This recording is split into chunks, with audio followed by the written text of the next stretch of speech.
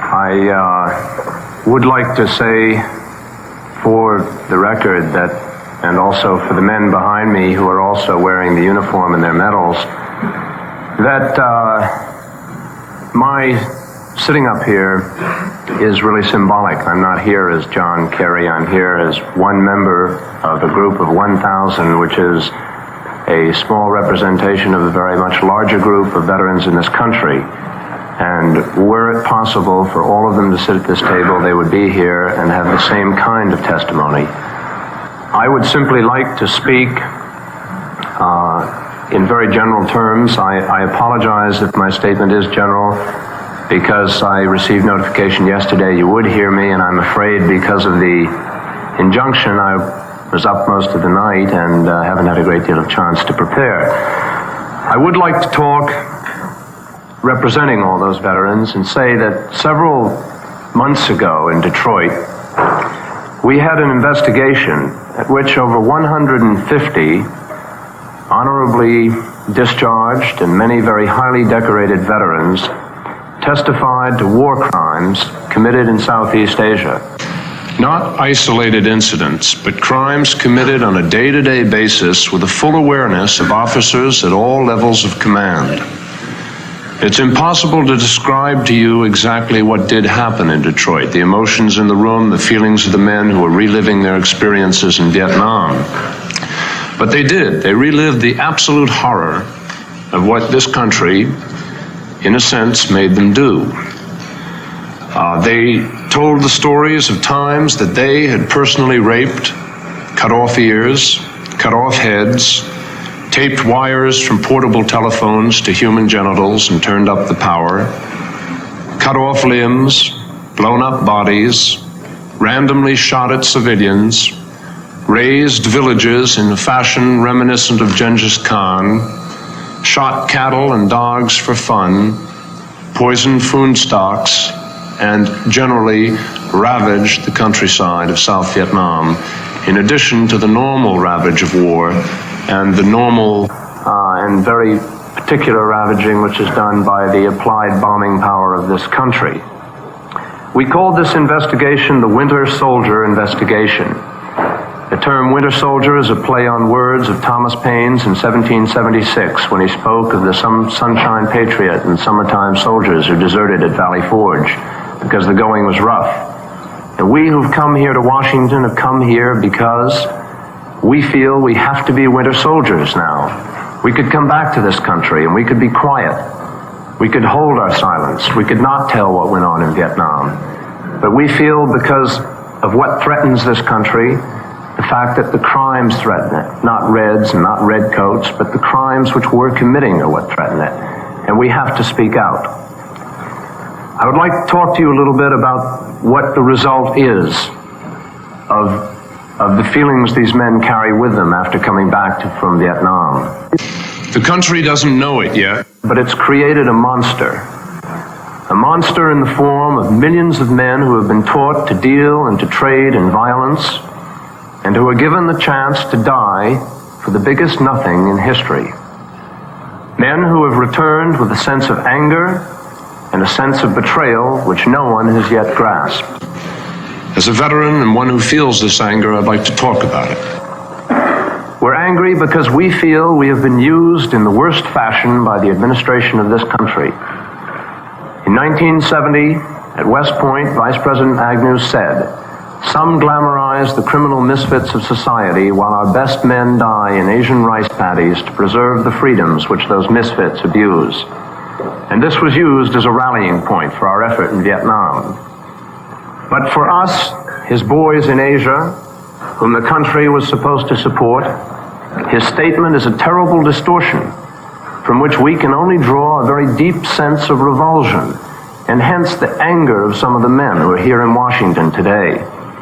It's a distortion because we in no way considered ourselves the best men of this country, because those he calls misfits were standing up for us in a way that nobody else in this country dared to. Because so many who have died would have returned to this country to join the misfits in their efforts to ask for an immediate withdrawal from South Vietnam. Because so many of those best men have returned as quadriplegics and amputees, and they lie forgotten in Veterans Administration's hospitals in this country, which fly the flag which so many have chosen as their own personal symbol. And we cannot consider ourselves America's best men when we were ashamed of and hated what we were called on to do in Southeast Asia.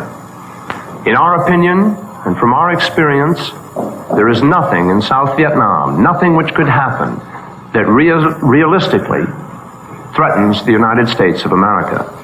And to attempt to justify the loss of one American life in Vietnam, Cambodia, or Laos by linking such loss to the preservation of freedom, which those misfits supposedly abuse, is to us the height of criminal hypocrisy.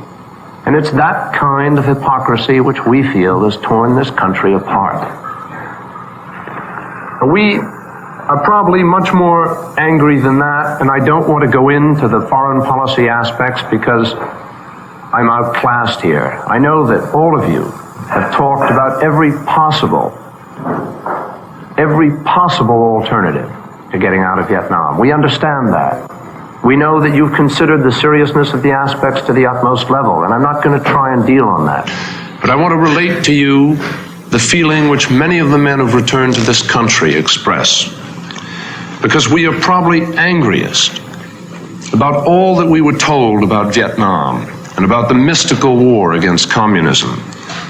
We found that not only was it a civil war, an effort by a people who had for years been seeking their liberation from any colonial influence whatsoever, but also we found that the Vietnamese, whom we had enthusiastically molded after our own image, were hard put to take up the fight against the threat we were supposedly saving them from.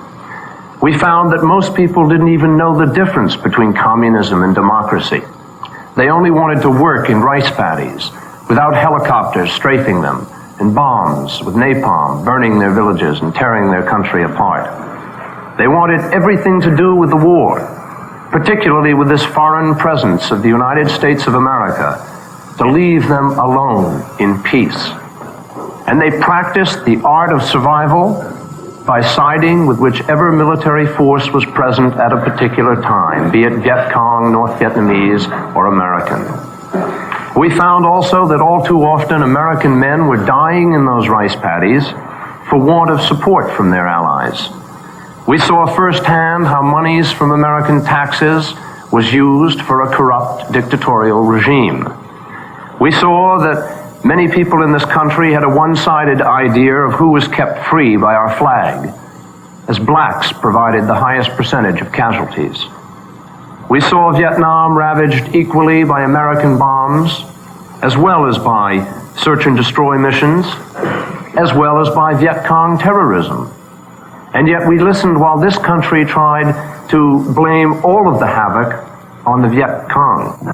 We rationalized destroying villages in order to save them. We saw America lose her sense of morality as she accepted very coolly a My Lai and refused to give up the image of American soldiers that hand out chocolate bars and chewing gum. We learned the meaning of free fire zones, shoot anything that moves, and we watched while America placed a cheapness on the lives of Orientals. We watched the United States' falsification of body counts. In fact, the glorification of body counts. We listened while month after month we were told the back of the enemy was about to break.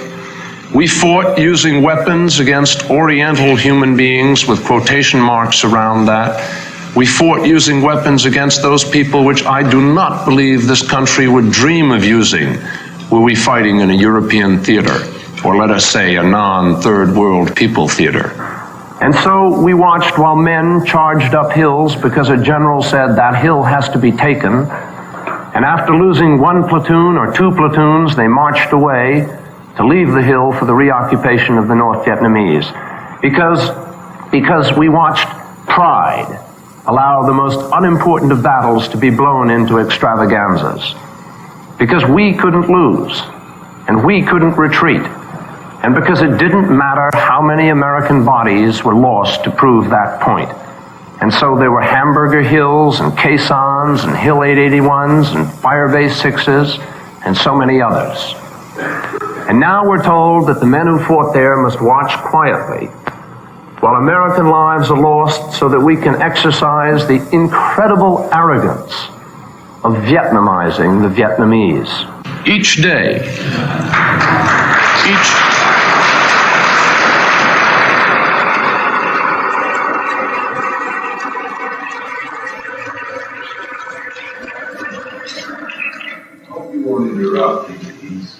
making a very significant statement, and let him proceed. Each day, to facilitate the process by which the United States washes her hands of Vietnam, someone has to give up his life, so that the United States doesn't have to admit something that the entire world already knows, so that we can't say that we've made a mistake. Someone has to die so that President Nixon won't be, and these are his words, the first president to lose a war. And we are asking Americans to think about that. Because how do you ask a man to be the last man to die in Vietnam? How do you ask a man to be the last man to die for a mistake? But we're trying to do that. And we're doing it with thousands of rationalizations. And if you read carefully the president's last speech to the people of this country, you can see that he says and says clearly, but the issue, gentlemen, the issue is communism. And the question is whether or not we will leave that country to the communists or whether or not we will try to give it a hope to be a free people. But the point is they're not a free people now. Under us, they're not a free people. And we cannot fight communism all over the world, and I think we should have learned that lesson by now. But the problem of veterans goes beyond this personal problem. Because you think about a poster in this country with a picture of Uncle Sam, and the picture says, "I want you." And a young man comes out of high school and says, "That's fine, I'm going to serve my country." And he goes to Vietnam, and he shoots, and he kills, and he does his job. Or maybe he doesn't kill, maybe he just goes, and he comes back. And when he gets back to this country, he finds that he isn't really wanted. Because the largest unemployment figure in the country, it varies depending on who you get it from, the Veterans Administration, 15%, various other sources, 22%, but the largest figure of unemployed in this country are veterans of this war. And of those veterans, 33% of the unemployed are black.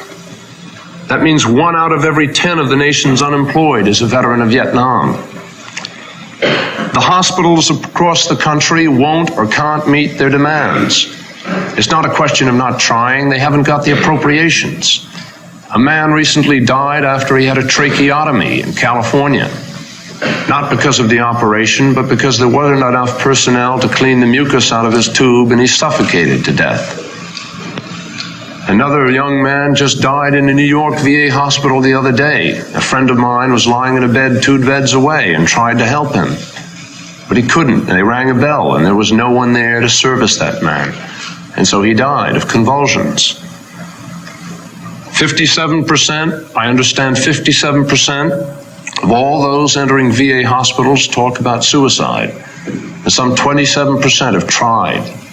And they try because they come back to this country and they have to face what they did in Vietnam, and then they come back and find the indifference of a country that doesn't really care. That doesn't really care.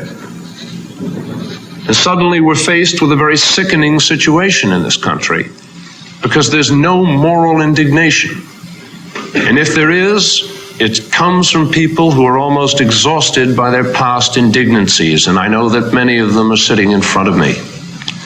The country seems to have lain down and accepted something as serious as Laos.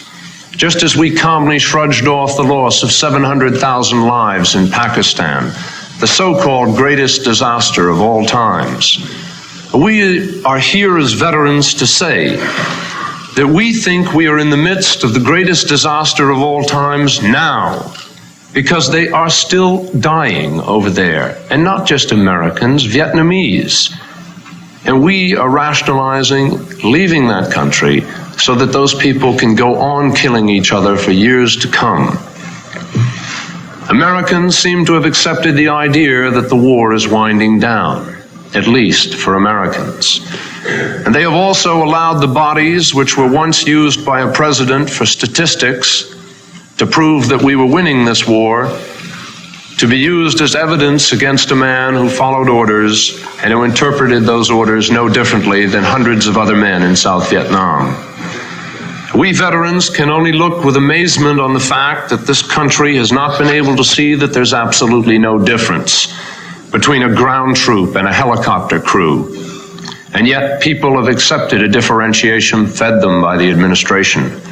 No ground troops are in Laos, so it's all right to kill Laotians by remote control. But believe me, the helicopter crews fill the same body bags, and they wreak the same kind of damage on the Vietnamese and Laotian countryside as anyone else. And the president is talking about allowing that to go on for many years to come. And one can only ask if we will really be satisfied when the troops march into Hanoi. We are asking here in Washington for some action. Action from the Congress of the United States of America, which has the power to raise and maintain armies, and which by the Constitution also has the power to declare war. We've come here not to the president, because we believe that this body can be responsive to the will of the people, and we believe that the will of the people says that we should be out of Vietnam now. We're here in Washington also to say that the problem of this war is not just a question of war and diplomacy. It's part and parcel of everything that we are trying as human beings to communicate to people in this country. The question of racism, which is rampant in the military, and so many other questions also. The use of weapons, the hypocrisy in our taking umbrage in the Geneva Conventions and using that as justification for a continuation of this war, when we are more guilty than any other body of violations of those Geneva Conventions, in the use of free fire zones, harassment interdiction fire, search and destroy missions, the bombings, the torture of prisoners, the killing of prisoners, accepted policy by many units in South Vietnam. That's what we're trying to say. It's part and parcel of everything. An American Indian friend of mine who lives on the Indian nation of Alcatraz put it to me very succinctly. He told me how as a boy on an Indian reservation he had watched television, and he used to cheer the cowboys when they came in and shot the Indians. And then suddenly one day he stopped in Vietnam and he said, "My God, I'm doing to these people the very same thing that was done to my people." And he stopped. And that's what we're trying to say, that we think this thing has to end. We're also here to ask, we are here to ask, and we're here to ask vehemently, where are the leaders of our country? Where is the leadership? We're here to ask, where are McNamara, Barstow, Bundy, Kilpatrick, and so many others? Where are they now that we, the men whom they sent off to war, have returned? These are commanders who have deserted their troops, and there is no more serious crime in the law of war. The Army says they never leave their wounded. The Marines say they never leave even their dead. These men have left all the casualties and retreated behind a pious shield of public rectitude. They've left the real stuff of their reputations bleaching behind them in the sun in this country. And finally, this administration has done us the ultimate dishonor. They have attempted to disown us and the sacrifices we made for this country. In their blindness and fear, they have tried to deny that we are veterans or that we served in Nam.